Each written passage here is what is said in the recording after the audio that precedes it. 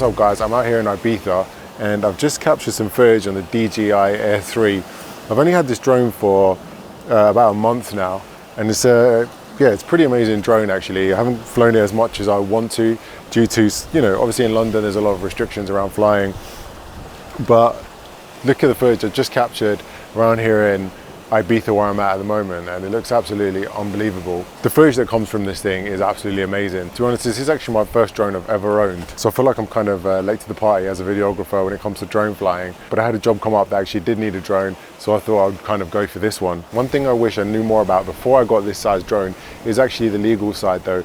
Because it's over 250, you have to get a license that lasts about 5 years, you have to get operator ID, and you have to pay for insurance, which then can differ from country to country. So you have to kind of find out the country you're flying to, make sure you've got the correct paperwork, make sure you've got everything you need to be able to fly there legally.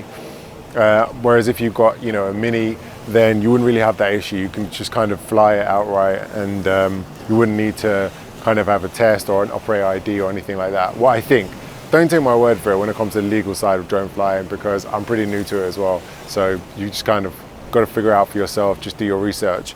But obviously, as I said, the bigger drones, it can make things a bit more complicated. Another thing you got to know about this drone is it is fixed aperture. It does have two lenses on it, 124 and 170. I do find myself not really using the 70 as much. I think that's one thing that I was really drawn to when I first saw the drone, was the fact that it had that 70mm on it, which allowed you to, kind of get this, what people describe as beautiful parallax effect, as this kind of panning round, because it's got that, great compression.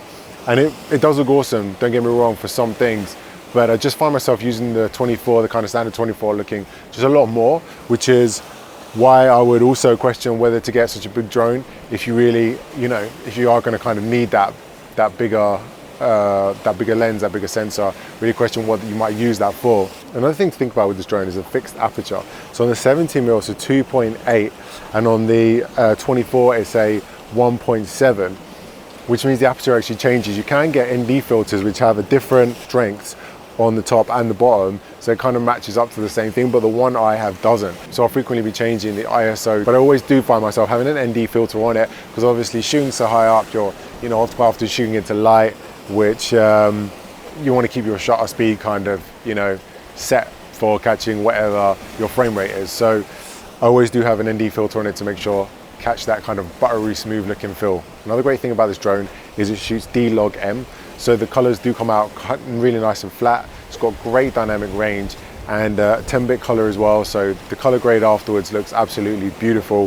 When you color grade it in post, you can throw your own your own LUTs on there, or whatever kind of look you're going for, and it blends right in with the rest of the video. That's one thing that actually really attracted me to this drone, other than say the Mini 3, which you can't shoot in log footage at all. Another thing to also just be a bit wary about this drone is on portrait mode, it actually crops in, so it's not really 4K anymore, it's actually a 2.7K sensor.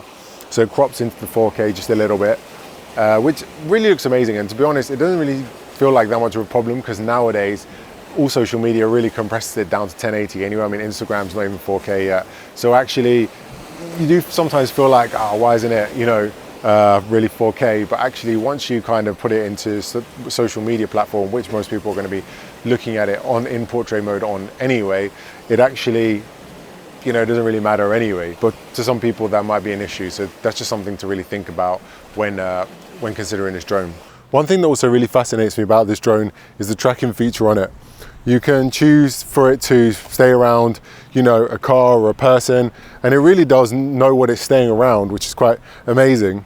And you can choose for it to track you in front or behind, or any kind of way you want really, even just to move around you in like a, do a 360 around you, which is pretty epic. There's only a few times really when trying it where it actually lost me. So right now I'm trying active track with the DJI Air 3.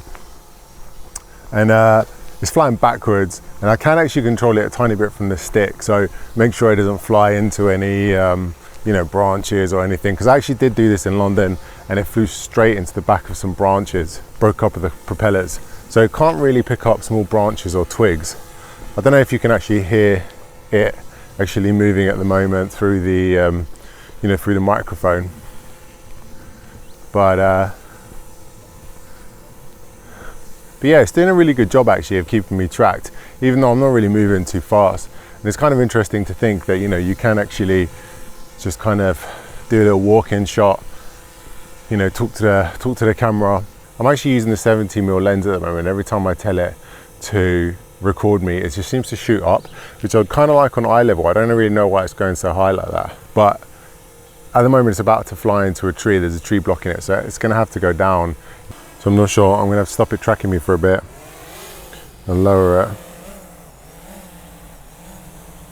But as soon as I hit active track again, front face, track, go, it just flies straight back up. So I'm not quite sure what's actually happening there, but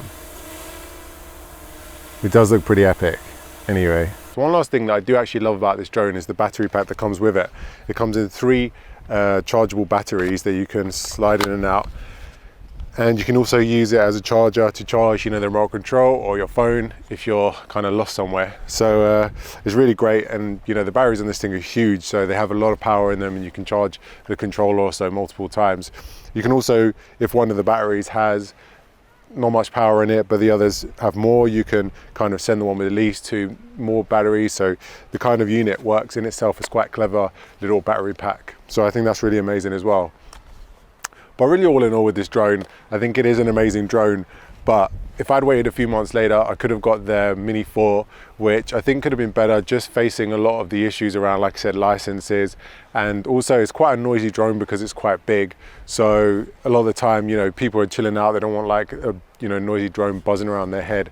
So going for a smaller option sometimes and being more inconspicuous with your flying can sometimes be better. I know you're going to be missing out on that 70mm lens, but I think that's just kind of definitely something that's worth the sacrifice for me anyway. Also because travel vlogging is, you know, something I kind of enjoy, and catching footage in more remote places, and carrying around just a bigger drone can sometimes just be a bit more, you know, a bit more difficult. So I think just kind of buying a bit of a smaller drone is something definitely to consider a lot of the time. But anyway, that's it really for me on this video. Thanks for watching. I hope you got some value from it. If you did, please hit subscribe, hit the like button. It massively helped me out on this channel. And until next time, see you later.